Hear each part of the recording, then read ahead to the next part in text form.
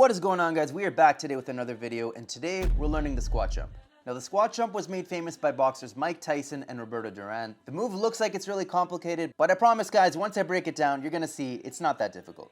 So the first thing we want to do is make sure that a rope is sized properly. Now, for this move, you want your rope shorter than usual. Step on it with one foot, and it should come about 2 to 3 inches below your chest. And the reason why is that when we're squatting down, guys, if your rope is too long, it is just gonna bounce off the floor and it's gonna make it really uncomfortable. Next, let's break down exactly what this move is. So it's a combination between two things: a regular side swipe and, of course, a squat. So if you guys have bad knees, well, this move is probably not for you. So when I break it down in slow motion, guys, you see that it's just one side swipe. I go one side to the other side, and then I'm just adding the squat after. Now, the drill we're gonna do in order to work up to this is do one side swing, left to right, and then just one regular jump without even squatting down.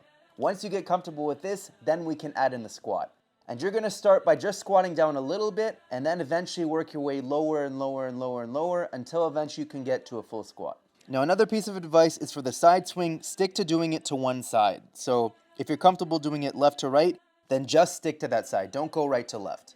And that's all there is to it, guys. It's really not complicated, just takes a little bit of practice and eventually you'll get the hang of it. So that's all for today's video. If you guys benefited, don't forget to like, share, and subscribe, and I'll see you guys in the next one.